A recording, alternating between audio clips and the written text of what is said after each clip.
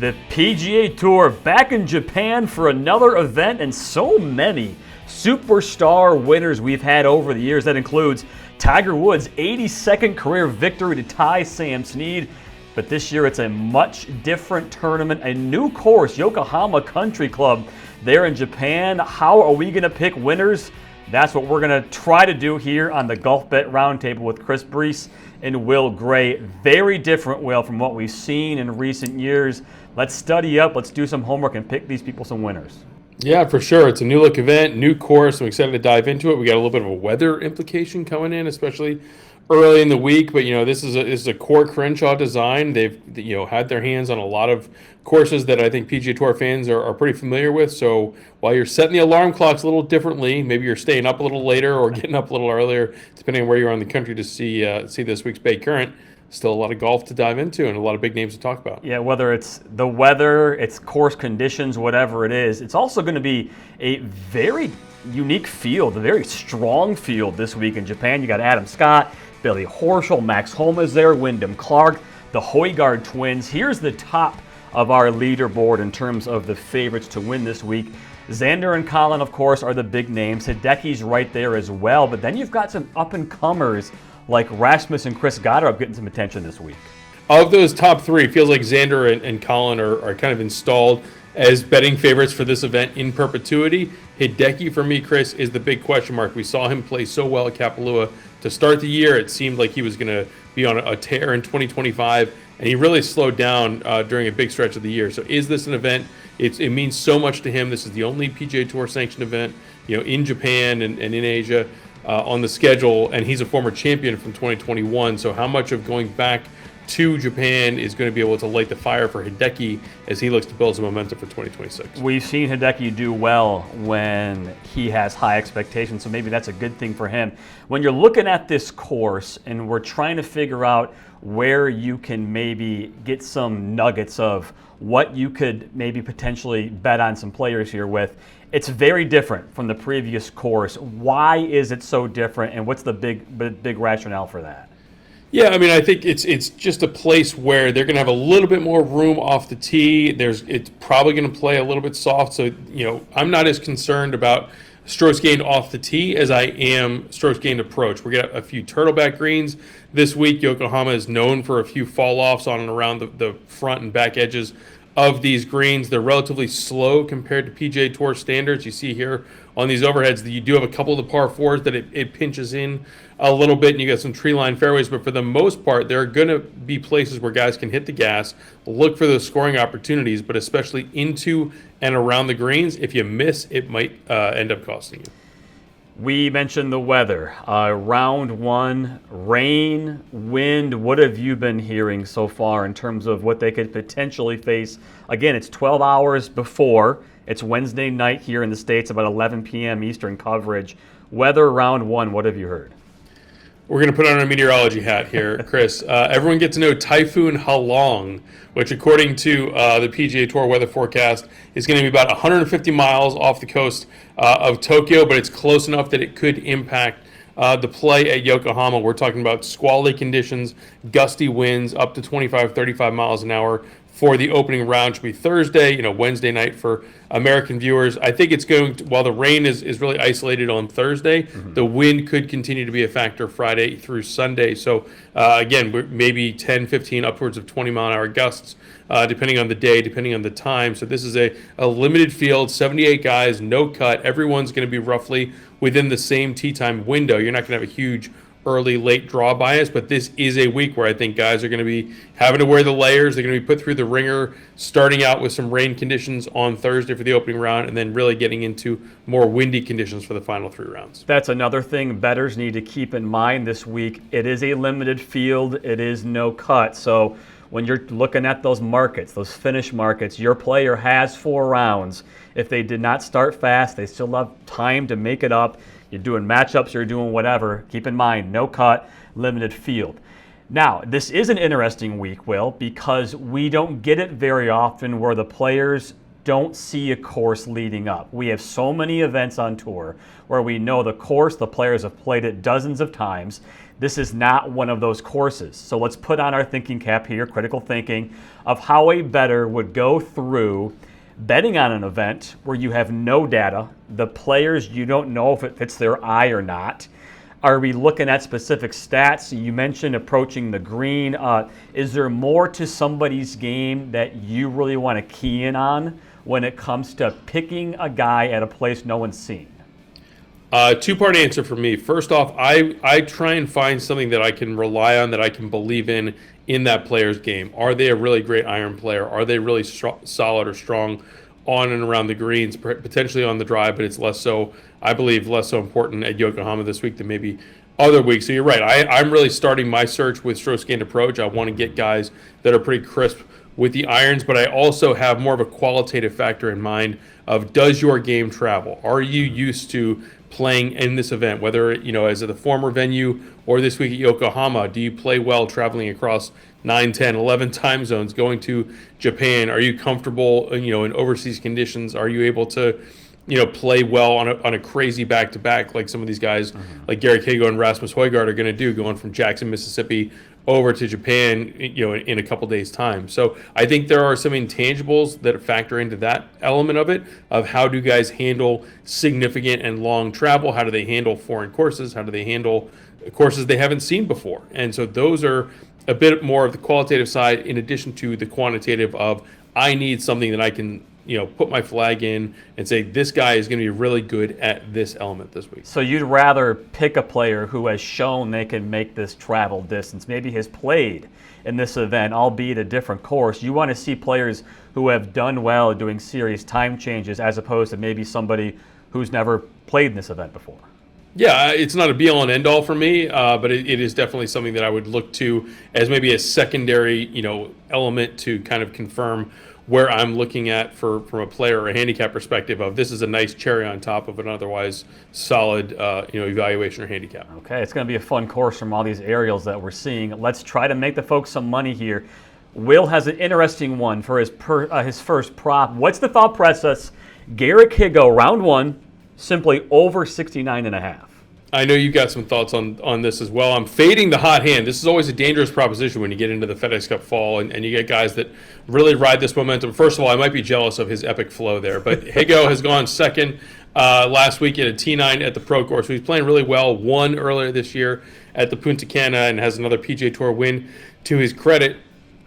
I just think that this goes back to, first of all, maybe I want to sell high on my Garrick Higo stock, metaphorically speaking here, but also we have to factor in that weather forecast and the conditions. I think it's going to be pretty tough on Thursday for Higo and the other 77 players in the field, where I don't know that a score in the upper 60s is a guarantee. You get a couple of windswept holes, or you get caught in a downpour or at the wrong part of the course, and it can add up in a hurry. So you can have a solid day that might still end up in a 70 or a 71. So I am fully admitting that I'm kind of going at this head on, because he's played the best golf of anyone over these first two FedEx Cup fall events when you look at them in totality. But between those elements, the weather elements, the not even cross country, but international travel elements, admittedly he's from South Africa, he knows a thing or two about international travel, I'll take my chances on the over. Maybe he's a bad sleeper too. Maybe the jet lag will be that severe. And this is the underdog, by the way, at minus 105. To go under 69.5, I'm assuming, is at least minus 110, minus 115. Yeah, it's a minus 115, minus 105 split at FanDuel, so it's a little bit of an edge to the under, but not too much. So I don't disagree with you. I am going to kind of give a caveat here. I'm going to pick Garrick Higo to beat Min Woo Lee, simply beat him over 72 holes, all 4 rounds totaled up. I got Higo as the underdog at minus 105, and my main reason, it's a fade on Min Woo. You talk about Garrick making the trip from Jackson. Min Woo did the exact same thing, and Min Woo also played 2 events in Europe, in France and in England, in the month of September as well. This guy has played all over the world. He did not have a good outing last week in Mississippi in Jackson. I'm concerned about him off the tee right now. I'm really concerned about his approach game too. So I like Higo enough, the fact that everything that you said, he's trending in the right direction. I think he's going to play well enough in 4 rounds to beat Min Woo. I kind of was trying to find trying to find the one market and these matchups where I felt like I had an edge, and I think Minwoo being the favorite here, I don't really believe in him. I'll take Higo. First of all, great news from Minwoo's frequent flyer account. It sounds like we're going gangbusters over the last month and a half, racking up those miles. But you're right. I think that Minwoo is a high variance option. We saw him win earlier this year at the Houston Open. That was a ballpark where he could spray anywhere off the tee. It's not a driver course this week at Yokohama, but it's still a little bit more penal than Memorial Park was. And so, when he has to dial it in, I do have questions. And this is honestly one where I think the 72-hole no-cut format could favor someone like Higo, who's probably a bit more consistent, at least right now, versus across four rounds. Do I think Minwoo could spike a 76? There's a decent chance that could come at some point. More chances for Higo to make birdie in 4 days, and more chances for Minwoo to, quite frankly, implode in 4 days. All right, let's go finish markets here. Sami Välimäki, top 10 plus 550. Yeah, shout out Finland. This is a nice price for a guy who admittedly is feast or famine. He's got 6 top 20 finishes this year. He's got a bunch of missed cuts. Not going to be a problem this week given the format. But again, this is a pick.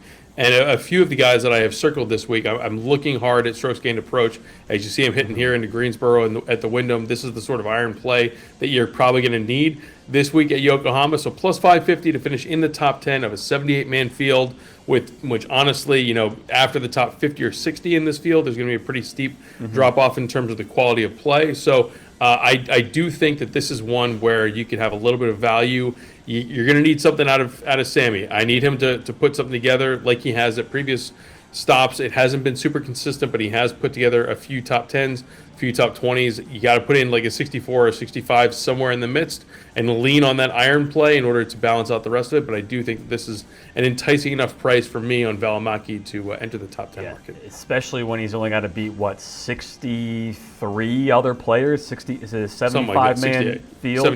78 players. So you're doing that for a top 10. I'm going to go even safer for a top 20 for Eric Cole, a player who I think might be starting to figure some things out here.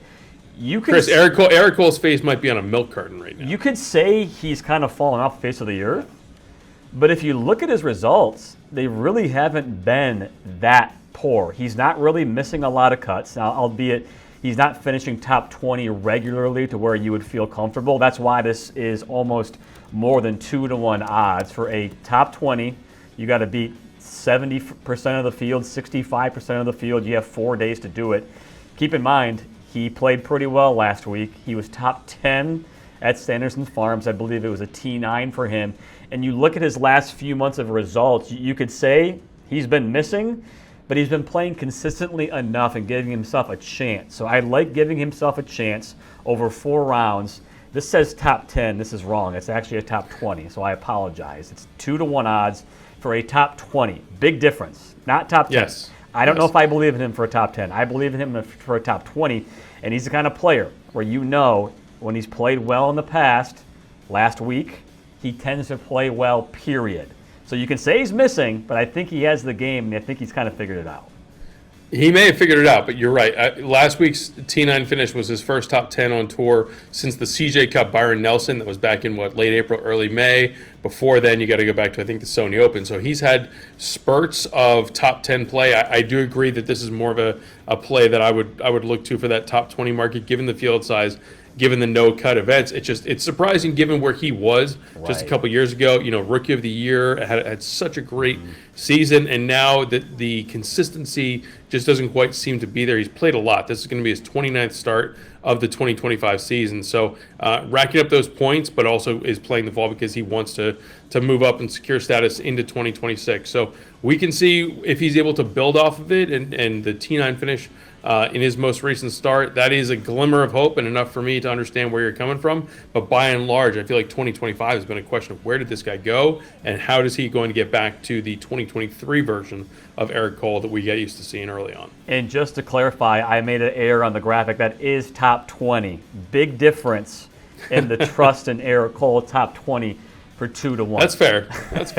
I got you. Okay, explain to me my thought process on your winner, Kurt Kitayama.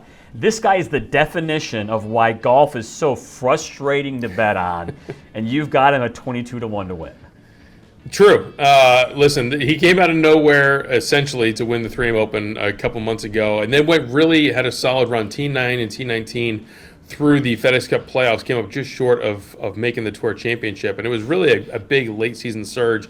And again, this is someone who I'm mixing, form with recent form, but also with comps. He's pretty good inside the top 20 on tour in strokes gained approach. I think he's going to have a solid iron play, and he's also someone who has played well in this event before. 5th last year, T16 the year before. So, I look at Kitayama. I think Rico Hoey, I know we're not going through the entire card here, Chris, but Rico Hoey at like 50-1 really intrigues me as a guy who has been a sensational ball striker this season and just a diabolically poor putter. And I do wonder, both for Kitayama and for Rico Hoey, does getting on these greens slow down the greens? They're stepping out at 11 and a half. They're not going out to 12s and 13s. Is that going to help them find their footing? It's more bent grass. It's not Bermuda. So these are all some factors that I think could play well into both of these guys, but I do think Kitayama, as a proven winner, he's won at Bay Hill. He got the win earlier this year at 3M. He's not someone that's going to be totally shocked at being in the mix. We saw Nico Echeverria last year get a second PGA Tour win, a little bit out of the clouds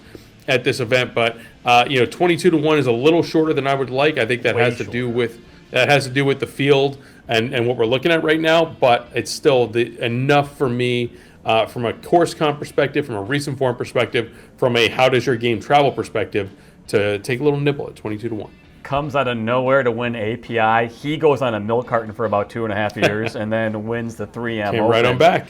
Yeah. And that's why I think it's so frustrating, because a player like that can play that well in two big events like that and then completely fall off the face of the earth. But you're kind of trending in the right direction there, because you take what he did in July, okay, where did he go? Where did he go? Okay, here he is again in October with a chance to win. I'm surprised those odds are 22-1, but like you said, it's because of the size of the field. Yeah, for sure. I think that's a big factor, and just knowing that the form that he has had in this event, albeit at a different course, I think that weighs in addition to his recent form. We're not seeing first-time winners so far this year on the fall circuit. It is early. But come on, Stephen Fisk, Chris. We got one across the board last week. Last week, I'm sorry. I apologize. Stephen Fisk, rookie too. Speaking of coming out of nowhere. So I'm going to continue the trend. Michael Thorbjornsen, people say this guy's ready to win. We'll see when he's ready to win. It's going to be a matter of when, not a matter of if. I love his stats for this place, for an unknown place. You mentioned every point of you want to see a player's iron game. Mm-hmm. He's number 1 in greens and regulation percentage. Check. He is number 2 on tour in total driving. That's another big check. If you're looking for an unknown course, you want somebody's tee to green game to be very good. And Michael Thorbjornsen, he's young enough to be naive, to feel like he can win 12 time zones away. And he's got a limited field. And I think there's going to be a moment in his game where he says, aha, I can win, and it might as well be this week. If his odds are worse than Kitayama's at 30-1, I love this as a pick. Listen, I think I may have run out of Michael Thorbjornsen vouchers last week when I had him at the Sanderson. I'm totally in on this. I've been on the Thorbjornsen is going to win soon train for a while, so maybe I'm just handing the baton to you, Chris, and he'll get it done. You'll get him over the finish line this week, because you're right. I mean, he totally fits that mold that we were talking about earlier of, do you have a reliable aspect of your game that you know will be able to travel effectively and take on a new venue? He is very solid tee to green, and it's just a question right now of, can you put the other pieces together for 18, 36, 72 holes? He's shown spurts, he's shown glimmers, hasn't quite put it all the way together, but this, I agree, is definitely an enticing price for him to get it done this week. Remember our old adage, we don't have a blacklist. So if you want to bet Thorbjornsen back-to-back weeks, do it. Maybe. All right, good luck with your bets this week.